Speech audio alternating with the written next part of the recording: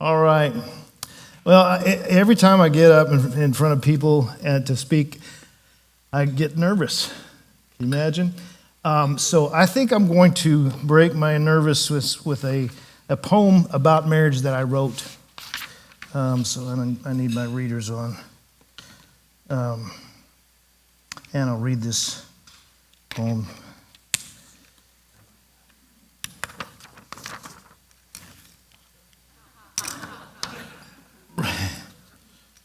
Roses are red, violets are blue. I have a great spouse, and so I want to tell you a little bit about her. Okay. Got a little bit of laughs. You have a picture? The picture of Joanna there. Okay, this is our three newest additions to our family. That's Joanna. She's not here tonight with me. Because her father is 82, is celebrating his 82nd birthday, and her sisters, they grew up in Austin, and they're spending the week with their dad, hanging out in Austin, going and seeing all the places where they were as kids. So those are our three.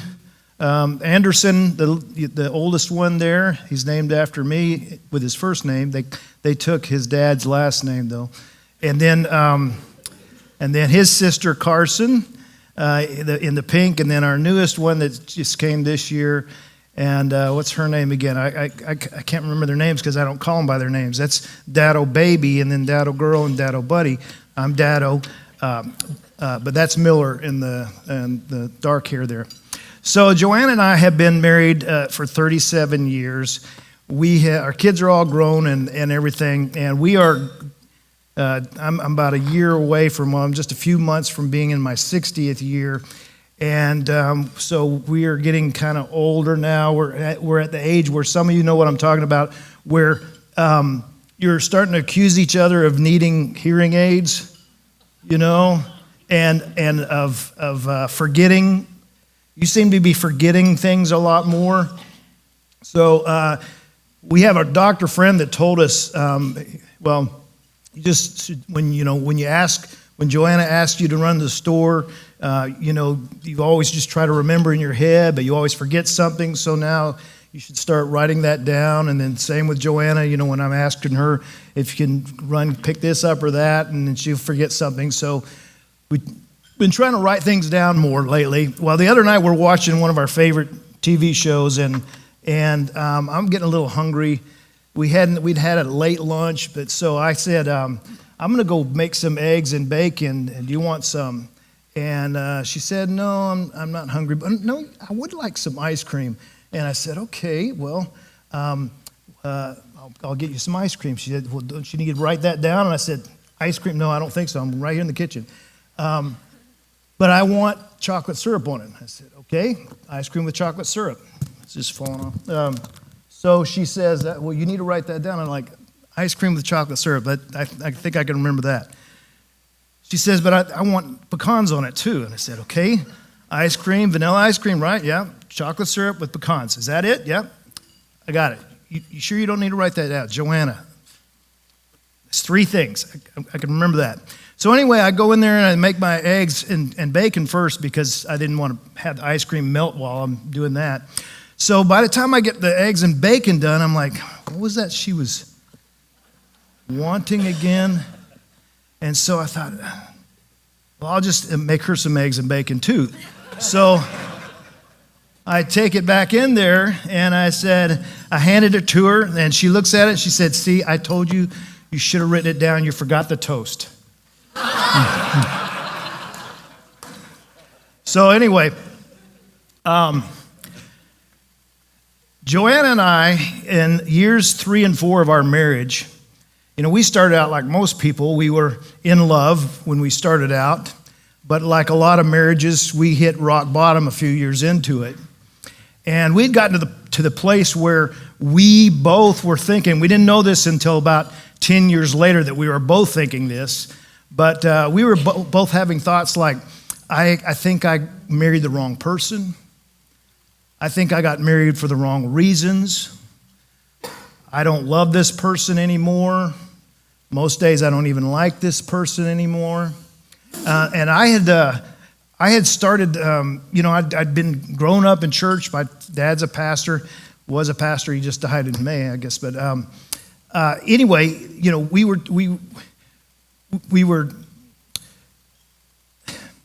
told that prayer, where Lord, come quickly.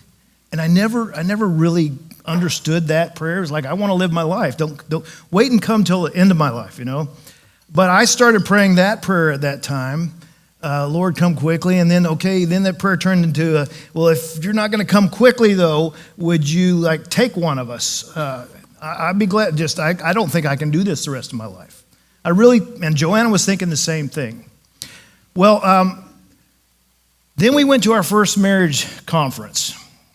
And that was over a quarter of a century ago, but I don't remember a lot about it. But I remember two things from that. The first one was that they said, one of the people said in one of the little classes we went into, they said that good marriages don't come from marrying the right person. Now, that doesn't mean you shouldn't be careful in who you choose, but good marriages, thinking that if you just marry the right person, you're going to have a good marriage, they said, it would be like thinking that if you just have the right child, it'll raise itself. Because the main ingredient in both of those things is love, and we're not born knowing how to love. Pretty much the opposite. We come out of the womb, gimme, right? When's the last time you heard a 3-year-old? I still haven't heard my grandson. He's be 4 pretty soon. I haven't heard him say, Daddo, how can I help you today? No, it's always, hey, Daddo, come play Paw Patrol with me or something like that.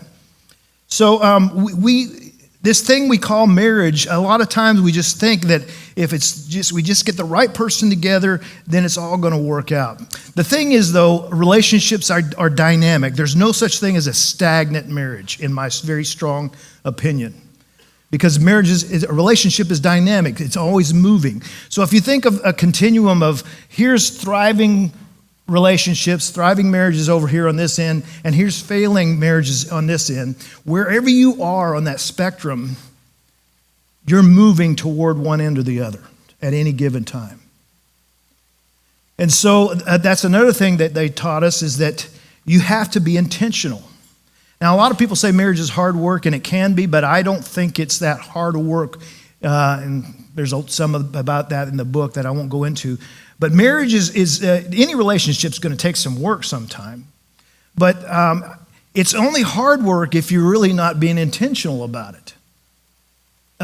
It's like anything else that you enjoy, that you invest in. You probably don't think of it as hard work all the time, right?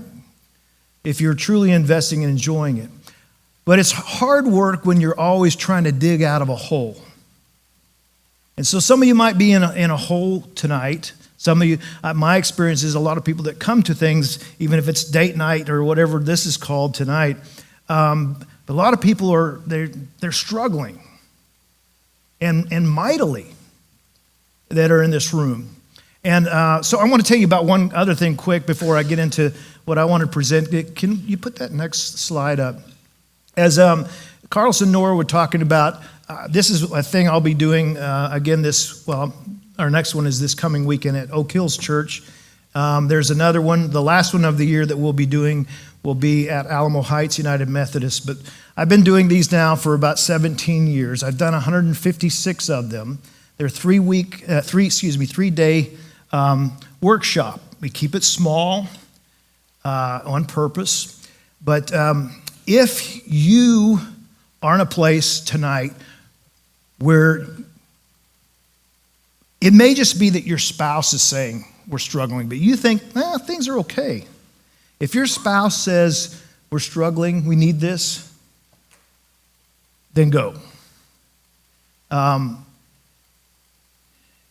If either one of you or if you know somebody is struggling, and a lot of people think, everybody wants to come and get the easy, we want the over-the-counter medication, right? That we don't have to pay much for.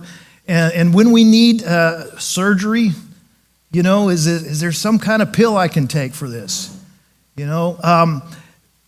If your spouse is saying we're struggling, or if either one of you has brought up separation or just even mentioned maybe we should just get a divorce, then something like what we're doing tonight, or even this great class, by the way, I'm a Prepare Enrich certifier too.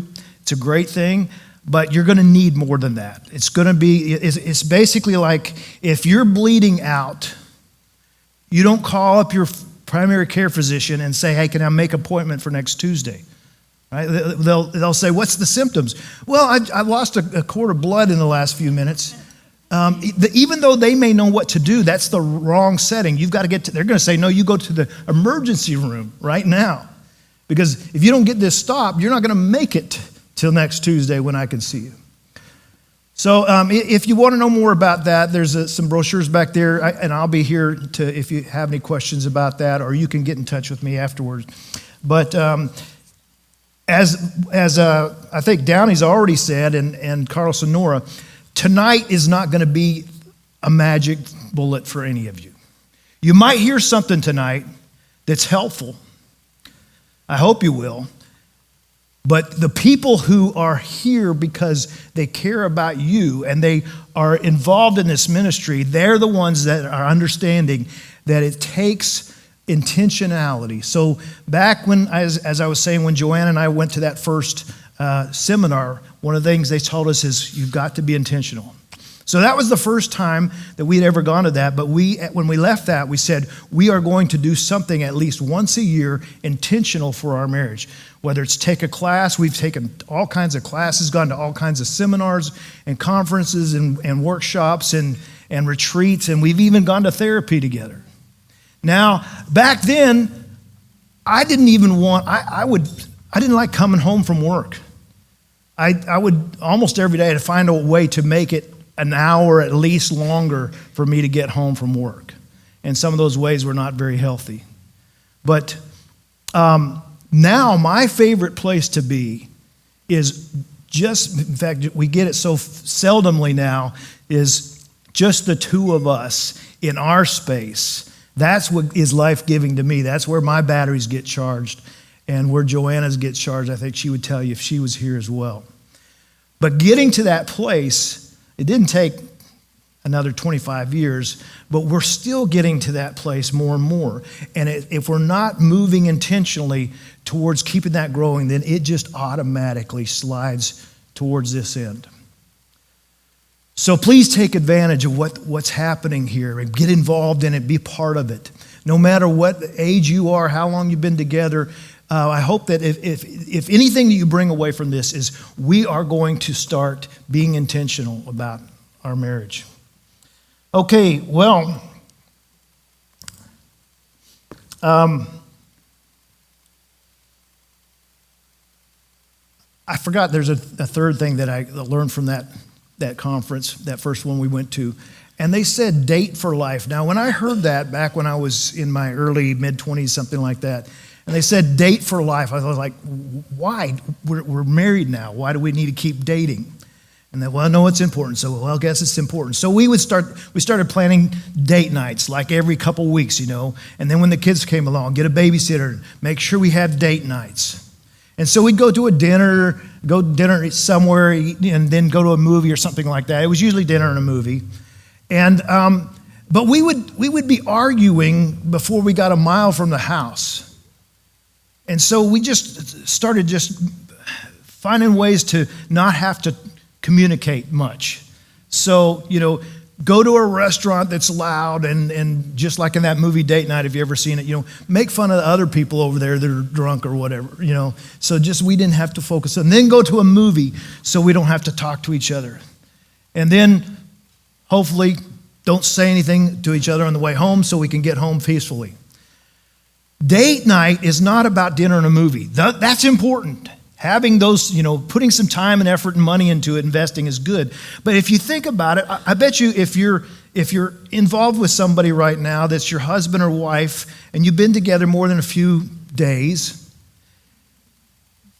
then there was a time when you dated almost every day. You just didn't realize it probably you were dating. Joanna and I were college students. We couldn't afford dinner and a movie. Back then, if we went to dinner and a movie, it was like sneak some Taco Bell into the dollar reruns, But we went on walks. We sat on her parents' couch or my parents' back porch. We go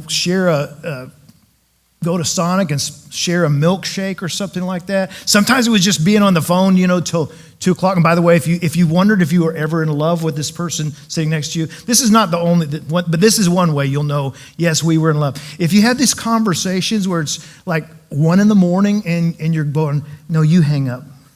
No, you hang up first. Yeah, you were in love at one time. But that's what you dated every day. And so I'm going to come back to that a little bit about tell you how you can be intentional about dating every day in a little bit. Another thing, though, I think that's important is, let's try this. Raise your hand if you know something that you could be doing differently that would make your marriage better. That you know something in your head that if I started doing that or I stopped doing this, that would make my marriage better. Raise your hand if you know something. That looks pretty unanimous, right? But you're not doing it. So here's where a lot of marriage courses and books and seminars and speakers like me mess things up. I could actually, it would be very easy for me to cause a lot more damage, or at least add to the damage, wherever you have issues in your relationship. And how I can do that is if I give you some new idea or some new tool that you get all excited about because you've never heard and you think, oh yeah, that'll work. And you go home and you leave here excited about that, but really what you're excited about is how your spouse is going to start using that new tool. So whatever I tell you tonight, I hope that you take it, no, that's something that I am going to try out or I'm going to start applying, but I'm not going to expect my spouse to. If you do that, things will be well. But if you go out here, if you came here and you hoped that it would give you higher expectations for your marriage, what you're really expecting is more from your spouse. And so the bar that you already had set for them that they weren't clearing, now you just raised it even higher. You expect them to raise, clear it. Let me give an example. Let's say that I said, okay, if you're married to an introvert, somebody's kind of, more reserved and doesn't like to talk as much. But you're more on the extroverted side of the scale, and so you like to talk. And so if you're married to an introvert, then what you got to understand is that person, what gives them the energy and charges their batteries so that they do have the energy and are willing to talk and listen to you, is to give them space to be alone every day. Time and space, give them an hour to go to recharge your batteries. If they're walking in the door from work every day and you're just hitting them with come on, let's sit down and talk, and you're wondering why they're running away from you, they're avoiding, well, you've got to give them that space, okay? So if you're a person who's introverted right now, then you're going, yes, preach on, brother, keep going, all right? Now, so you're all excited, you might even be writing that down. And then I say okay, if you're married to somebody who's extroverted, then you've got to understand that when you're not talking to them, they feel neglected. When you're not giving them the space to share their day and their feelings with them, then that's one of the things that they were expecting out of the relationship from you. And so you've got to be intentional every day to make sure and set aside some time for that. Okay, so now the extroverts are going, yeah, preach on, preach on. Okay, so now if you do what I'm afraid that you'll do, you go and leave this place and you're the extrovert and you're thinking, great, now my husband, the introvert, is going to be better because he heard that. And then if you're the husband or whatever, the wife, and you're thinking, okay, my spouse is going to be better because they heard that. So now you've just raised the bar of expectation, and they aren't going to clear it. And they might clear it sometimes. They might get a little better, but they're not going to clear that bar. And so you're going to go back, and in a couple of weeks, you're going to be arguing about, why aren't you giving me space? Well, why don't you sit and have time to talk with me? And so now things are worse because now you got something new to argue about, and that's me, what I taught you, right? So, another big thing about this, though, and I think this is one of the most important things that I deal with all the couples. And if you're going to write anything down tonight, well, no, write it all down. But this is probably the most important point I want you to get from tonight. How you think and how you feel about your mate. I'm using the word mate because you guys aren't married yet. Anybody else in here not married? Raise your hand. All right. What's keeping you? What's holding you back? Just kidding. So, how you think and how you feel about this other person is more influenced by what you do than what that person does. How you think and how you feel about your spouse has more to do with what you do than what they do. Yes, they can influence how you think and feel about them, but that doesn't have as much effect on how you think and feel about them as you do, as what you do. So let me give you an example. Believe it or not, I used to have a couple pet tarantulas. I grew up out in the country, and I decided to have some pet tarantulas. It was my brother and I, somebody gave us a tropical fish aquarium, and that didn't last very long. We didn't know how to keep them alive. So we had this empty aquarium, and I was out walking through the pasture one day and found tarantula, so I brought it home, put it in there, and then I got another one. And anyway, as I learned about tarantulas, I learned that they're pretty safe. The United States ones here, there's nobody on record who's ever died from them.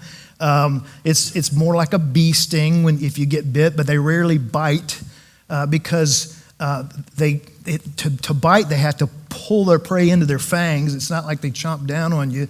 And so with humans, if they're afraid of you, they'll try to get away from you first. And then if they think you're trying to hurt them, then they'll throw some hairs off their back, try to distract you with that. But they rarely bite. And so I used to let them, walk. I got a picture of one on my head. But I didn't start off that way. It took me some time to get there. But here's the thing. Here's where I'm going with this. If I had, how many tables we got in here? 8? 9. If I had 9 live tarantulas, no, let's just say 1, okay? And because I want to make sure it's the same personality. 9 tarantulas, you got 9 different tarantula personalities, right? So, no, just one. And I take turns. I'm going to come to each table, and I'm going to put that tarantula on your table while you're all sitting there. Okay, and after we see how this table reacts, then we'll go to this table. Now, what we're going to have is there's going to be all kinds of different thoughts and feelings about that experience, right? Some people are going to jump up and scream and run out the door. They're going to think that thing wants to kill me, and they're going to feel terrified. Some of you are going to scoot back a little bit, maybe get a little nervous, but you'll still stay, somewhere in the vicinity. Some of you might, scoot in a little bit and kind of look and be a little bit curious. Some of you, if you're like me, you might actually try to let it, get it up and walk on your arm. So the thing is, though, it's not like the tarantula goes, I'm going to scare the mess out of that person, and that person I'm going to try to be friends with. What creates all those thoughts and feelings about that tarantula? Nothing to do with the tarantula. What creates the thoughts and feelings of the tarantula is everything that those individual people have done in their lives, right? If all you've done is watched arachnophobia movies and hung out with people who are afraid of tarantulas, then that's going to affect how you think and feel about the tarantula. So I was giving this example one time, and somebody said, yeah, but you're talking about animals. This is about human relationships. And I'm like, yeah, okay, you're right. So I had this client that came to me. Now, I don't, if you come to me asking for help with depression, yes, I used to, do all as a marriage and family therapist, do all that stuff, but I try to shovel those off to Nora and Carlson. No, not, I give them to Chad Warner, yeah. It's not my specialty, but I said, he said, can I work with you? I think I might be clinically depressed. And I said, that's not my specialty. And he said, but I know you. You're the only therapist I know. So, and I said, well, I'll give it. We can try. So he came to my office, and this is what I knew about him before he came. I knew his wife had died 2 years before that, and she had died of melanoma. And so he said, the reason I think I'm depressed is because it's been 2 years, and I don't want to get out of bed in the morning, but then I can't get to sleep at night, and I don't feel like doing anything anymore. And when I'm driving down the road just to go to Walmart, I have to pull over to the side of the road because I just start crying so hard I can't even see to drive. And so anyway, he came to that first session, and he brought 2 spiral notebooks with him. And he said, I wanted you to see these. And I said, well, what are these? He said, well, let me tell you what happened. He said, when we found out that she had this, and it was in the late stages, and they said basically she won't live more than a year. And he said, when the doctor told us that, I was secretly glad because I didn't like her. And then, by the way, he was in his mid-60s when she died. And he was, late 60s when he came to see me. He said, so after a couple days then, I started feeling really guilty that I was looking forward to her dying. So I went to one of the elders at my church and confessed this to him, confided in him. And he said, on your way home today, when you leave here, you go to Walmart, straight to Walmart, and you buy a spiral notebook. And then tonight before you get in bed, on the first line, you write the date and you write at least one thing that you're thankful about her. One thing you're thankful for about her. And then when you wake up in the morning, you get that spiral out, and then on the very next line, you put the date and you put at least one thing you're thankful for. And you do that every day when you wake up and when you go to bed. That's the first thing you do when you wake up, last thing you do before you hit the pillow. So he handed it to me, that first spiral, and I looked at the very first page. The first line had the date and 2 words, good cook. That's all he could come up with that first day. But he had filled up that entire first spiral, every single line. And as I thumbed through it, and I started noticing that every day the entries were getting longer and longer, sometimes 2 or 3 lines and 4 or 5 lines and a paragraph. And then I get to the second spiral notebook, and some days it's several pages that look like they've been written by a love-struck poet. And I said, wow, so this year of cancer really changed her, huh? He said, no, you don't get it. She was always a wonderful person. It's just that at some point early on, I started trying to change the little things I didn't like about her. And then as I realized I couldn't change them, I just got focused on them, and I planted these little seeds of bitterness, and then every day I fed and watered them until they grew up into these big, huge briar bushes. And what happened was this helped me remember everything that I fell in love with her in the first place for, to where now I miss her so bad I don't even want to live. Joanne and I, this was part of what got us out of our bottom in years 3 and 4. Believe it or not, I'm on the introverted side of things. When I'm in a space like this, when I'm teaching, it's kind of, I'm a different person. But normally, if we were to meet if I was one of you today, I'd be I'd be hiding until it's time to start, and then I'd come over to my table and I'd just try to, can I sit over there or something? But Joanna is off the charts extroverted. And so in this years 3 and 4 of our marriage, I was like, man, she is wearing me out with her mouth. I mean, it's just always want to talk. And so anyway, we were living in Colorado at the time. A year into our marriage, we moved to Colorado because I wanted to climb all the 14,000-foot peaks. And she did one with me, and she said, okay, that's going to be your thing. But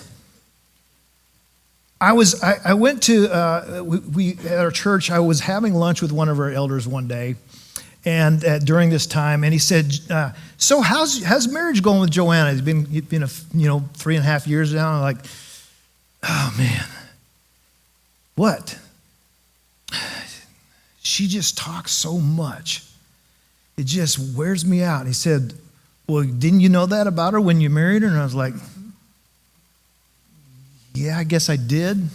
He said, John, I bet that's something that actually attracted you in the first place about her. And I was like, yeah, but I really liked her. I bet, John, you have a lot of friends because of Joanna.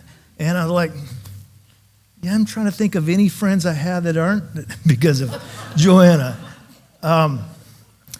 He said, why don't you start thanking God? And I said, I can't, that would be a dishonest prayer. Thank you, God, that Joanna talks too much? No. See, you started out with the mindset of, isn't Joanna awesome? She's gregarious, she's outgoing, she's warm. Everybody, I swear there's at least 50 people who think she's their best friend, That's what one of the things attracted to him and what I fell in love with in the first place. So he said, no, yeah, you thank God that she's warm, that she's friendly, that she's outgoing. He said, just make sure you pray that every day, that you're thanking God for that. And it wasn't even 3 weeks before my heart started to change.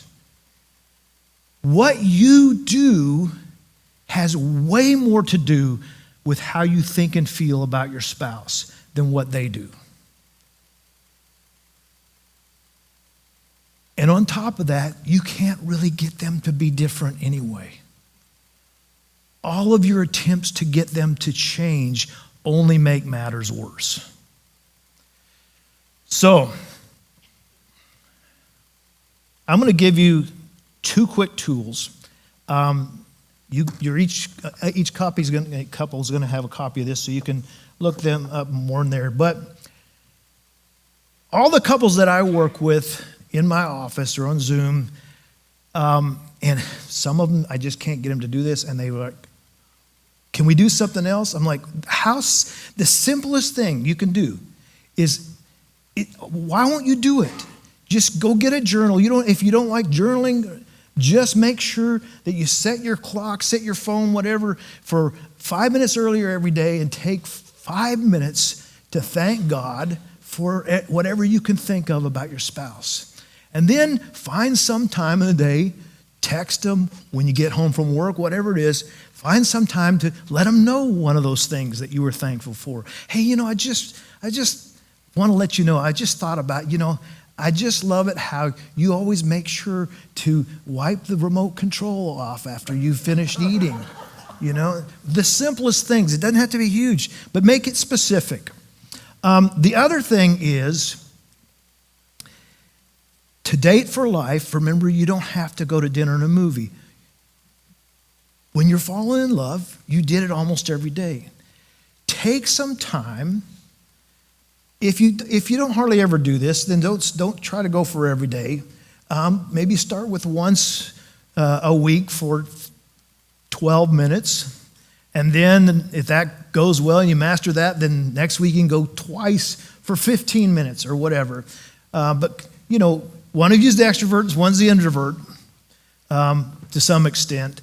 So you need to kind of come in between. The extrovert, it's not going to be 20 minutes every time. And the introvert, you got to push yourself beyond 3 minutes. But just flip a coin and sit down. End of the day is usually when it works for Joanna. We do it quite a bit at the beginning of the day too. Just when, after we're having our quiet time or something, we just take. But there is no agenda. You don't bring up any finances or kid stuff or us. Don't bring us up. Don't try to confront. And one good helpful tool is just talk about what it was like to be you today. That doesn't have to do with your spouse. Like what happened at the grocery store, what happened at the office, or something like that. But just let that person know, here's what it's like to be me today. And then the other person, when it's the other person's turn, you're going to flip a coin to choose who goes first. The other person, all you do is listen for feelings. Oh, so you were excited. Oh, so you were frustrated. And that's all you do, and you reflect those back to the other person. So that sounds like you're having fun, or that sounds like you were bored, or whatever it is. And you're just reflecting back what they're feeling.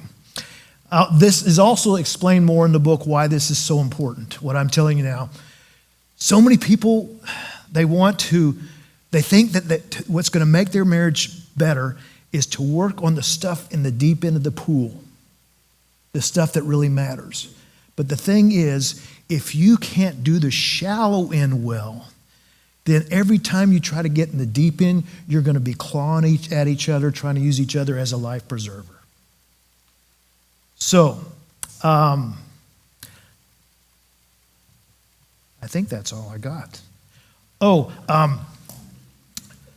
There's some other books here. I brought some more of these. If you want to get 2 or 3 copies for your all your siblings and stocking stuffers, there's some extra ones over there. These are $12.99 plus 1 cent handling, and then this is a book here that Joanna has in her quiet time in the morning. She's got a stack beside her. She's got her Bible. She's got Jesus Calling. She's got My Utmost for His Highest. She's got her journal, and then she's got this book right here.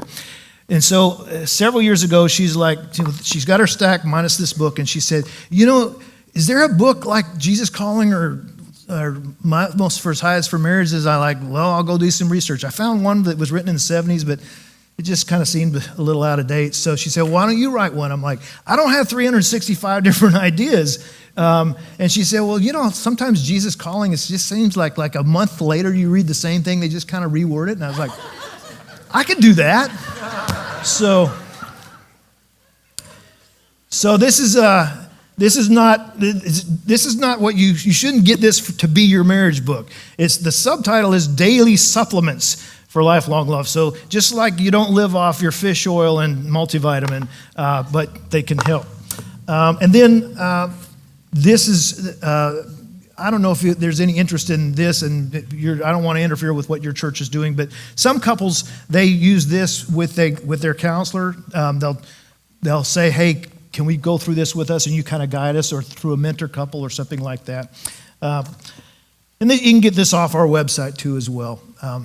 But is there any, I was told to leave some room. Do we have time for some Q&A, Downey?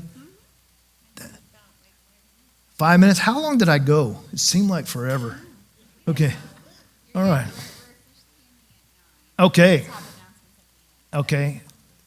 I'll give you 5 minutes for announcements. Just kidding. All right. Are there any questions?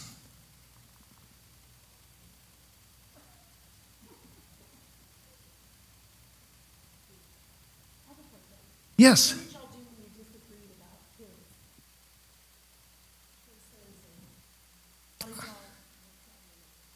Yeah.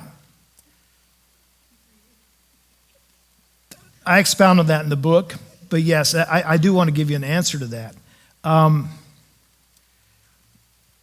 We used to not share power. And like a lot of couples, I don't think we understood what Ephesians 5:20 was about. I tended to skip ahead to Ephesians 5:21, and then we created a lot of power struggles. When we started sharing power or attempting to share power, we have a tool, a little template that if it comes to difficult stuff, but we solve most of our differences in child rearing and stuff like that now. Because we're actually looking for, okay, I have my opinion, and I think my opinion is the best, right? And you have your opinion, you think your opinion is the best. The fact is, when we have two different opinions about anything, children, finances, neither of those are going to work. So if you can imagine that every table in this room was a different issue in our marriage where we disagree. Well, first of all, Joanna and I would need several airplane hangars to hold all the tables, right? Well, on top of every table is as many pennies as you could possibly put on it. That is how many, actually there's more than that, but that is at least how many different solutions there are to that issue. But when we're not sharing power, what we do is we pick out the penny that we think is the best, and our spouse picks out the penny that they think is the best, and we hold our thumb down on that penny on the table, and together we clear all the other pennies off the table. And after a while, we've forgotten that there's all these other options. So the first thing when we're going to work something out is I got to take my penny and throw it as far away as I can, because it's not going to work. Even if they don't throw their penny off, that will at least help them to ease up some of the pressure on it. And then I can start looking on the floor about options that we can both live with. How about this? How about that?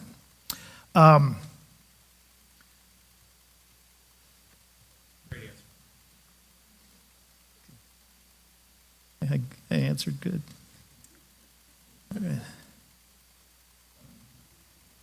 Yes.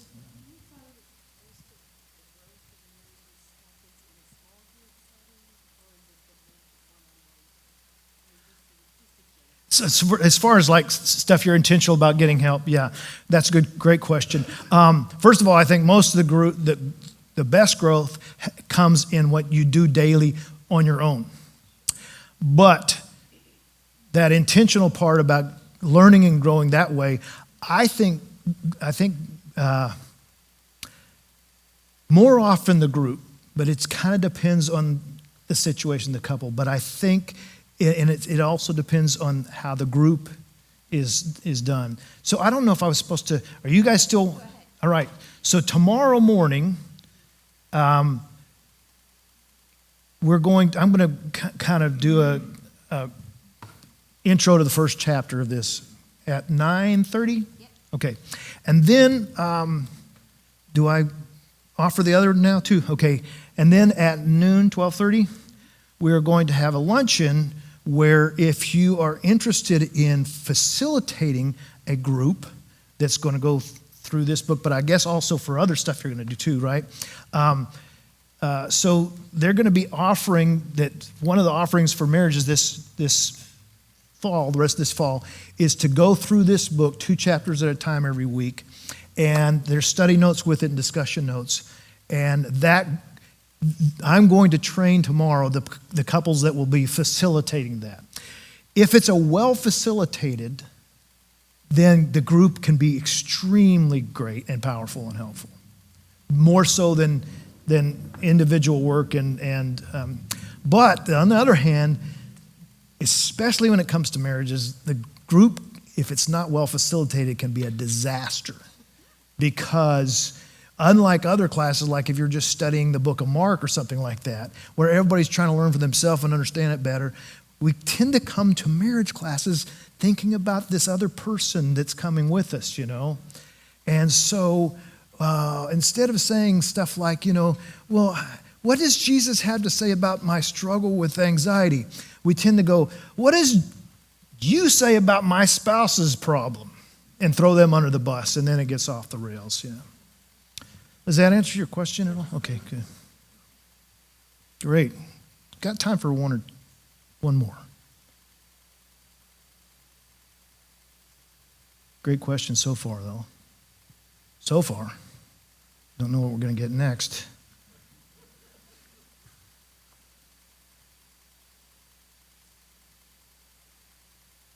Well, so you're just hoping that gifted's out and was over. Okay. All right. Well, if you have any other questions, I'll be hanging out here for a little bit and afterwards. And but also you can connect with us on our website, Growing Love. I think it's on the back of the book somewhere in the book. It's on one of these last pages there, page 204 in the book, how you can get a hold of us through our website. Thank you so much. You all have been, you stayed awake, so that's all I can hope for.